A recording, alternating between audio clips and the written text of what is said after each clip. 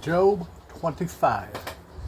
And Bildad the Shuhite answered and said, Rule and fear belong to him, making peace in his high places. Is there any number to his armies?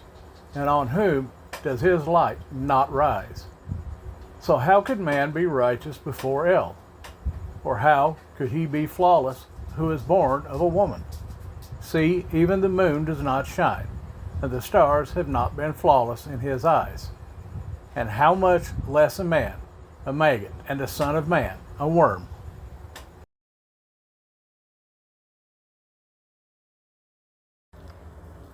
Job 26. And Job answered and said, How have you helped the powerless, saved an arm not strong? How have you given counsel to the unwise, or declared sound advice to many? With whom have you spoken words, and whose spirit came from you? The dead wait, those under the waters and those inhabiting them. The grave is naked before him, and destruction has no covering.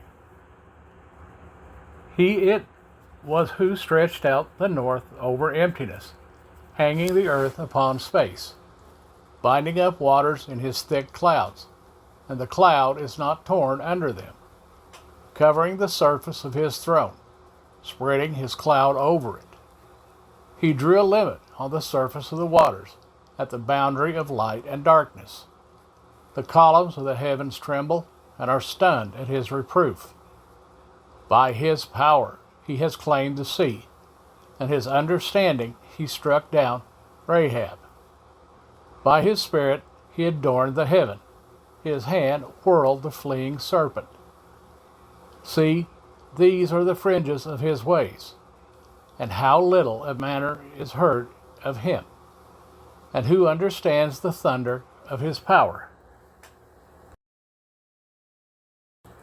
Job 27.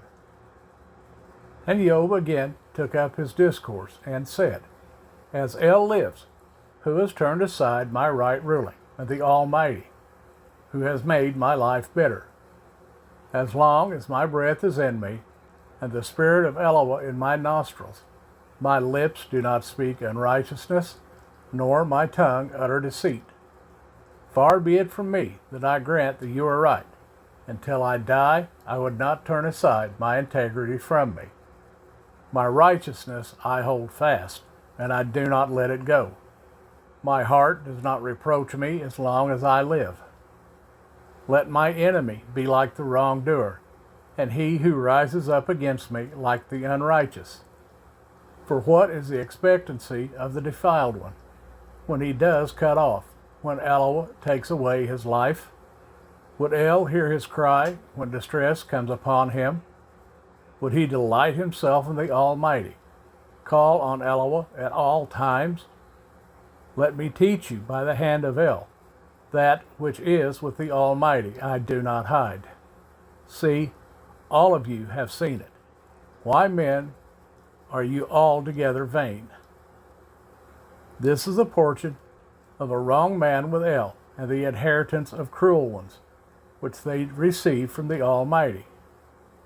If his children are increased, it is for the sword, and his offspring shall not have enough to eat. Those who remain of him are buried in death, and their widows do not weep.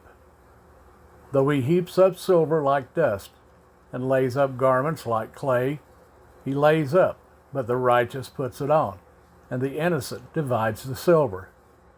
He built his house like a moth, like a booth which a watchman made. He lies down, a rich man, but he is not gathered. When he opens his eyes, it is no more. Alarms overtake him like a flood. A storm wind shall steal him away in the night. The east wind takes him away, and he is gone, for it sweeps him from his place.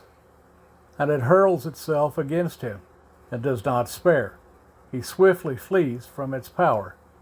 It claps its hands at him, and it hisses him out of his place.